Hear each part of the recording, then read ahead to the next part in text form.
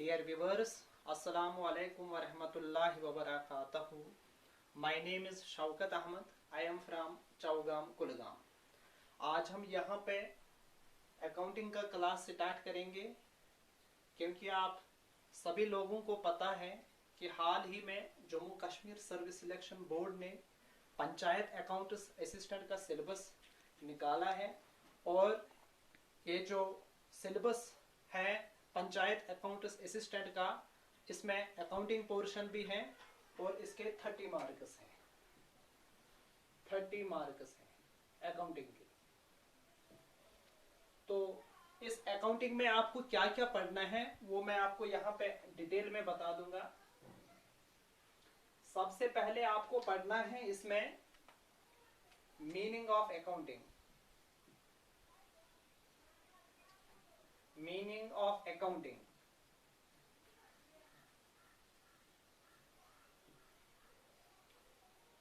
इसके बाद आपको क्या पढ़ना है इसमें, that is basic accounting terms. Basic accounting terms यानी टर्मिनोलॉजीज ऑफ अकाउंटिंग। और इसके बाद आपको पढ़ना है इसमें अकाउंटिंग इक्वेशन। अकाउंटिंग इक्वेशन और इसमें है जर्नल। जर्नल के बाद पढ़ना है आपको लेजर,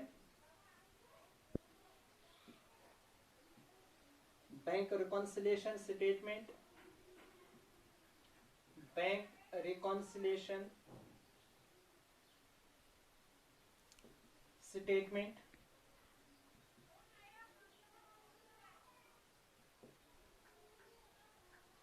इसके बाद आपको पढ़ना है profit and loss account,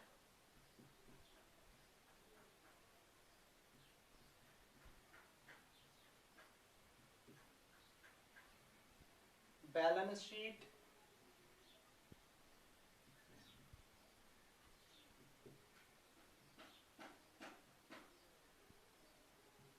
partnership.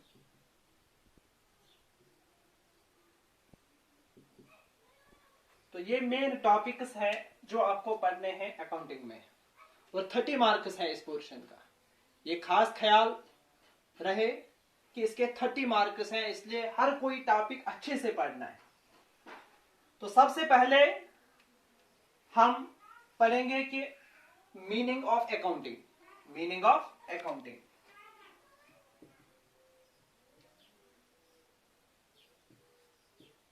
यानी अकाउंटिंग का मतलब क्या है।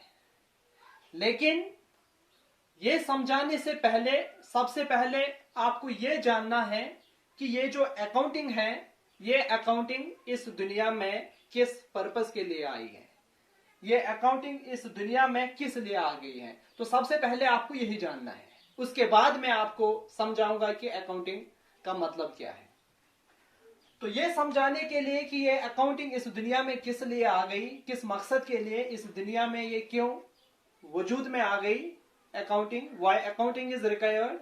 तो ये समझने के लिए सबसे पहले आपको ये समझना है कि ऑर्गेनाइजेशन, ऑर्गेनाइजेशंस, यानी ये जानने के लिए कि why accounting is required, why accounting comes into an existence. तो ये जानने के लिए सबसे पहले आपको ये समझना है कि ऑर्गेनाइजेशन हम किनको कहते हैं। तो ऑर्गेनाइजेशन जो होते हैं, ऑर्गेनाइजेशन का मतलब है group of people, group of people और association of people or association of people who work together, who work together for a common goal।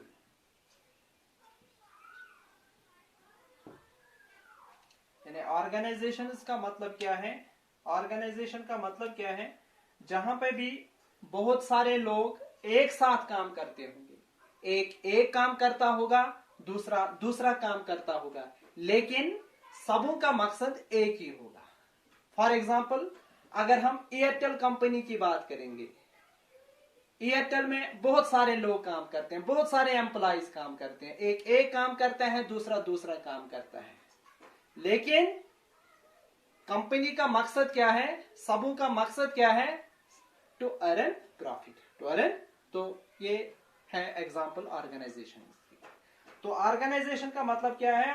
जहां पे भी बहुत सारे लोग एक साथ काम करते होंगे, हु वर्क टुगेदर, लेकिन सबों का मकसद एक ही होगा, उसको हम कहते हैं ऑर्गेनाइजेशन। तो ऑब्जेक्टिव्स क्या होते हैं ऑर्गेनाइजेशंस के? तो अगर हम ऑब्जेक्टिव्स की बात करेंगे तो ऑब्जेक्टिव्स के लिहाज से ऑर्गेनाइजेशंस के दो टाइप्स हैं। एक है बिजनेस ऑर्गेनाइजेशन, बिजनेस ऑर्गेनाइजेशंस, या जिनको हम कह सकते हैं प्रॉफिट मेकिंग ऑर्गेनाइजेशंस।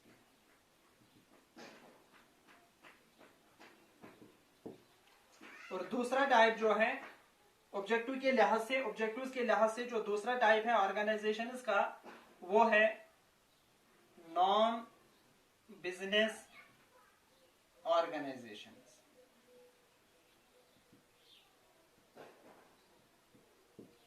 या जिनको हम कह सकते हैं नॉट फॉर प्रॉफिट ऑर्गेनाइजेशंस भी।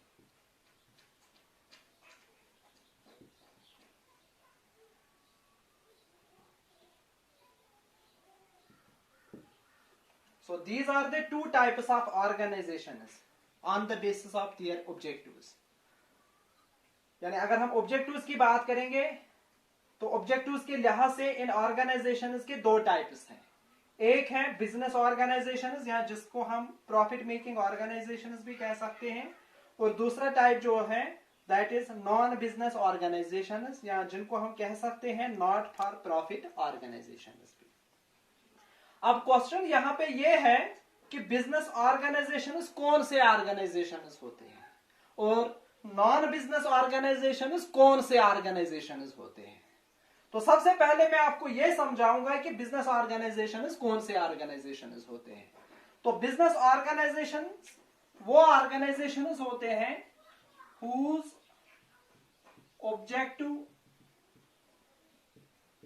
objective is to earn a profit, is to earn a profit। यानी जिन ऑर्गेनाइजेशंस का मकसद क्या होगा?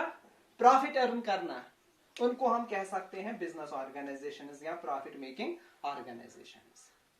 यानी जो अपने ऑर्गेनाइजेशन चलाते होंगे किस मकसद के लिए? प्रॉफिट कमाने के लिए, प्रॉफिट अर्न करने के लिए, उन ऑर्गेनाइजेशंस को हम कह सकते हैं business organisation. For example Reliance की हम बात करेंगे, टाटा, बिरला, जियो, एयरटेल। तो अगर आप इन कंपनीज की बात करेंगे, रिलायंस की, टाटा, बिरला, जियो, एयरटेल, तो आप लोगों को पता ही होगा कि इन कंपनीज में बहुत सारे लोग काम करते हैं, बहुत सारे लोग काम करते हैं इन कंपनीज में, बहुत सारे एम्प्लॉइज काम करते हैं इन ऑर्गेनाइजेशंस में, इन कंपनीज में।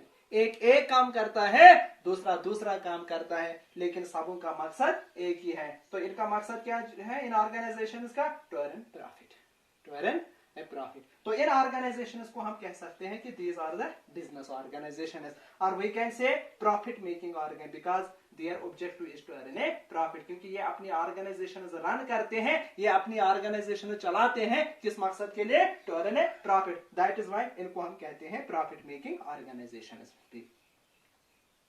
तो इसके बाद जो दूसरा टाइप है ऑब्जेक्टिव्स के लिहाज से ऑर्गेनाइजेशन का, जो दूसरा टाइप है that is non business organisations. तो आप लोगों को आप समझ में आया ही होगा, ये इसका अपोजिट है। नॉन बिजनेस ऑर्गेनाइजेशंस इसका अपोजिट है। यानी नॉन बिजनेस ऑर्गेनाइजेशन फिर कौन से ऑर्गेनाइजेशन हुए? ये वो ऑर्गेनाइजेशन हुए जिनका ऑब्जेक्टिव प्रॉफिट अर्न करना नहीं होता है। whose objective is not to earn a profit। तो फिर इनका ऑब्जेक्टिव क्या होता है? इनका जो objective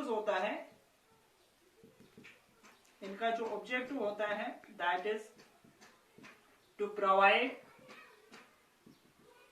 services to the society और to the public in general.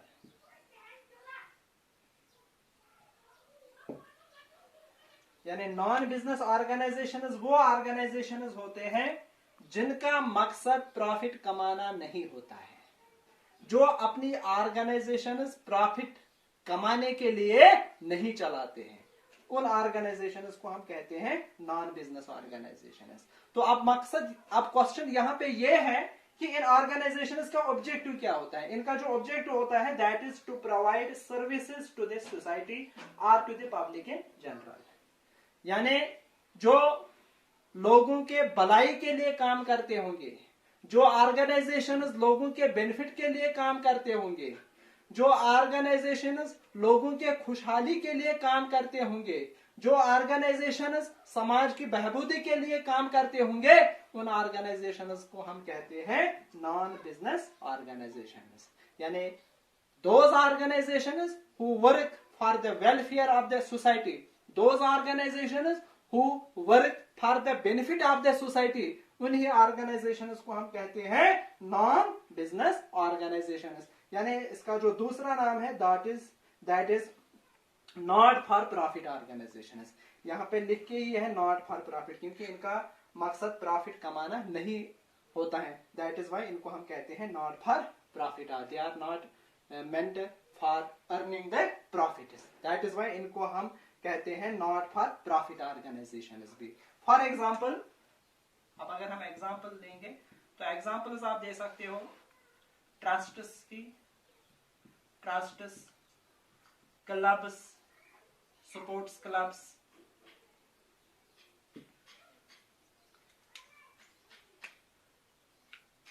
Schools, colleges, universities,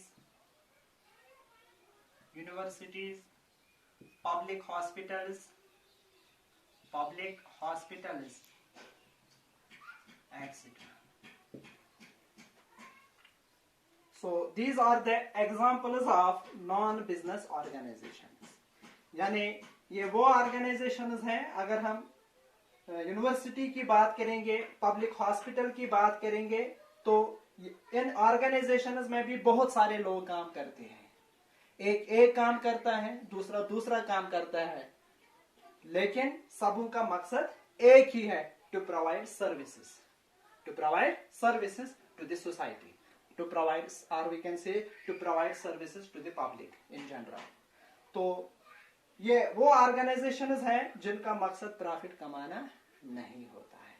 तो फिर इनका मकसद क्या होता है? To provide services. ये लोगों के भलाई के लिए काम करते हैं, ये लोगों के बेनिफिट के लिए काम करते हैं, ये लोगों की खुशहाली के लिए काम करते हैं। तो जो ऑर्गेनाइजेशन लोगों के खुशहाली के लिए काम करते होंगे, जो ऑर्गेनाइजेशन लोगों के बेनिफिट के लिए काम करते होंगे, जो ऑर्गेनाइजेशन लोगों के भलाई के लिए काम करते होंगे, उन ऑर्गेनाइजेशन को हम कहते हैं नॉन बिजनेस ऑर्गेनाइजेशन। जो सर्विसेज प्रोवाइड करते होंगे लोगों को, उन ऑर्गेनाइजेशन को हम कहते हैं non business organisation. So this is the main difference between the business organisation and non business organisation. तो ऑर्गेनाइजेशन का मतलब क्या? यानी ऑर्गेनाइजेशन हम कहेंगे, ऑर्गेनाइजेशन हम उनको कहते हैं जहां पे बहुत सारे लोग काम करते होंगे, एक काम करता होगा, दूसरा काम करता होगा, लेकिन सबों का मकसद क्या होगा? जब सबों का मकसद एक ही होगा तो उन ऑर्गेनाइजेशन उनको हम कहते हैं ऑर्गेनाइजेशन। तो अब जिनका मकसद क्या होगा? प्रॉफिट अर्न करना, तो उन ऑर्गेनाइजेशंस को हम कहते हैं प्रॉफिट मेकिंग ऑर्गेनाइजेशंस और बिजनेस ऑर्गेनाइजेशंस। और अब जिनका मकसद क्या होगा? प्रॉफिट कमाना नहीं होगा, फिर क्या होगा? To provide services to the society, तो उन ऑर्गेनाइजेशन को हम कहेंगे non business organisation. So this is the main difference. तो अब अगर हम दूसरी डिफरेंस देख लेंगे,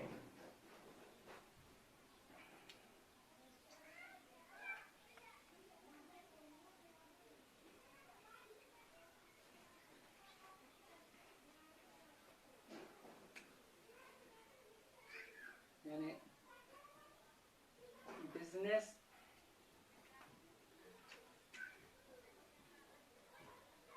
ऑर्गेनाइजेशन की और नॉन बिजनेस ऑर्गेनाइजेशन। तो पहली डिफरेंस मैंने बोला कि इनका जो ऑब्जेक्टिव होता है that is to earn profit, और इनका जो ऑब्जेक्टिव होता है that is to provide services to the society. तो अब अगर हम दूसरी डिफरेंस देख लेंगे, इन बिजनेस ऑर्गेनाइजेशन का जो नेट रिजल्ट होता है, इनके जो रिजल्ट होते हैं अपने ऑर्गेनाइजेशन की, that will be either profit और loss, that will be either profit और लॉस। क्योंकि आप सभी लोगों को पता ही होगा कि हर कोई ऑर्गेनाइजेशन, हर कोई company at the end of year अपने बिजनेस के रिजल्ट्स जानना चाहते हैं। तो इन ऑर्गेनाइजेशंस का जो रिजल्ट होता है, बिजनेस ऑर्गेनाइजेशंस का जो रिजल्ट होता है from their activities, from their operations, तो वो रिजल्ट क्या होगा? That will be either profit और लॉस। तो प्रॉफिट कब होगा? प्रॉफिट तब होगा जब बिजनेस ऑर्गेनाइजेशन को इनकम ज्यादा होगी as compare to the expense during the year. यानी ड्यूरिंग द ईयर अगर किसी भी बिजनेस ऑर्गेनाइजेशन को इनकम ज्यादा होगी किससे? एक्सपेंस से, तो फिर प्रॉफिट होगा। और अब अगर एक्सपेंसेस ही ज्यादा होंगे किससे? इनकम से, तो फिर लॉस होगा। तो मेरे कहने का मतलब यह है कि इनका जो रिजल्ट होता है अपने ऑर्गेनाइजेशन का, अपने बिजनेस का जो रिजल्ट होता है इनका, that will be either profit और लॉस। प्रॉफिट कब होता है? प्रॉफिट तब होगा जब इनकम ज्यादा होगी एक्सपेंस से, और लॉस तब होगा जब एक्सपेंसेस ही ज्यादा होंगे किससे? इनकम से, तब लॉस होगा। तो नॉन बिजनेस ऑर्गेनाइजेशन का जो रिजल्ट होता है, इन ऑर्गेनाइजेशन का जो रिजल्ट होता है at the end of the year, that will be either surplus और डेफिसिट, सरप्लस और डेफिसिट। अब यहां पे क्वेश्चन ये है कि सरप्लस से क्या मतलब है और डेफिसिट का मतलब क्या है। तो सरप्लस का मतलब ये हुआ excess of income over expenditure. जब इन ऑर्गेनाइजेशन को इनकम ज्यादा होगी किससे? Over its expenditures, that is called surplus, that is called surplus. यानी जब नॉन बिजनेस ऑर्गेनाइजेशन को इनकम ज्यादा होंगे during the year as compare to the expenses during the same year, तो that is known as surplus. तो deficit कब होगा? Deficit तब होगा जब इन ऑर्गेनाइजेशन को एक्सपेंडिचर्स ही ज्यादा होंगे over it is incomes, that is called deficit. समझ में आ रहा है? तो इनका जो रिजल्ट होता है, इन ऑर्गेनाइजेशन का जो रिजल्ट होता है at the end of the year, that will be either profit और लॉस। प्रॉफिट कब होता है? जब इन ऑर्गेनाइजेशन को, क्योंकि इनकम्स तो इनको भी आते हैं, इनको भी होते हैं इनकम्स, इनको भी एक्सपेंसेस आते हैं, इनको भी एक्सपेंसेस आते हैं ड्यूरिंग द ईयर। लेकिन अगर इन ऑर्गेनाइजेशन को इनकम ज्यादा होंगे एक्सपेंसेस से, तो प्रॉफिट होगा फिर। और अब अगर एक्सपेंसेस ही ज्यादा होंगे इनकम से, तो फिर लॉस होगा। तो इन ऑर्गेनाइजेशन को, नॉन बिजनेस ऑर्गेनाइजेशन को अगर इनकम ज्यादा होगी एक्सपेंस से, तो फिर सरप्लस होगा। क्योंकि यहाँ पे हम टर्म यूज प्रॉफिट नहीं कर सकते हैं, क्योंकि इनका ऑब्जेक्टिव प्रॉफिट अर्न करना नहीं होता है। दैट इज वाई कि यहाँ पे हम प्रॉफिट जो टर्म है, प्रॉफिट टर्म इस्तेमाल नहीं कर सकते। तो यहाँ पे हम सरप्लस इस्तेमाल करते हैं। यानी सरप्लस का क्या मतलब है आप, कि जब इन ऑर्गेनाइजेशन को इनकम ज्यादा होंगे as compare to the expenditures, तो फिर सरप्लस होगा। अब अगर ये एक्सपेंडिचर्स ही ज्यादा होंगे इनकम से, तो फिर डेफिसिट होगा। फॉर एग्जांपल, अगर कोई नॉन बिजनेस ऑर्गेनाइजेशन है इनको ड्यूरिंग द ईयर इनकम आ गई है फॉर एग्जांपल 20,000 और एक्सपेंचर्स आए हैं ड्यूरिंग द सेम ईयर 15,000, तो फिर इस साल इनको क्या है, सरप्लस है 5,000। और अब अगर एक्सपेंचर्स ही ज्यादा होंगे, फॉर एग्जांपल एक्सपेंचर्स होंगे 10,000 और इनकम्स होंगे फॉर एग्जांपल 5,000, तो फिर 5,000 जो डिफरेंस आती है दैट इज द डेफिसिट। तो मेरे कहने का मतलब ये है कि इन ऑर्गेनाइजेशंस का जो रिजल्ट होता है अपने ऑर्गेनाइजेशंस का, दैट विल बी इधर प्रॉफिट और लॉस, और इन ऑर्गेनाइजेशंस का जो रिजल्ट होता है at the end of every year that will B इधर सरप्लस और डेफिसिट। अब आपको ये समझ में आया होगा कि सरप्लस हम किससे कहते हैं और डेफिसिट किससे कहते हैं। तो सरप्लस का मतलब क्या है, मैं फिर से बताऊंगा कि सरप्लस का मतलब ये हुआ है when income is more than the expenditure. When income is more than the expenditure, that is called surplus. And the excess of expenditure over income, यानी आप अगर एक्सपेंडिचर से ज्यादा होंगे किससे, इनकम से, तो उसको हम कहते हैं deficit. So this is the second difference between the business organizations and non-business organization. तो तीसरी डिफरेंस जो है कि इनको इनकम कहां से आती है, इनको कहां से रेवेन्यू जनरेट होता है, बिजनेस ऑर्गेनाइजेशन को इनको कहां से रेवेन्यू जनरेट होता है। तो इनको जो revenue, main source of revenue जो है इनका, that is from sale of goods, from sale of goods, from sale of goods और services, from sale of goods और सर्विसेज।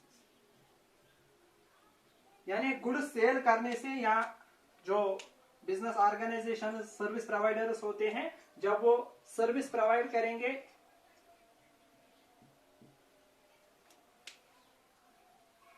तो सर्विस सेल करने से और गुड्स सेल करने से इनको इनकम जनरेट होती है।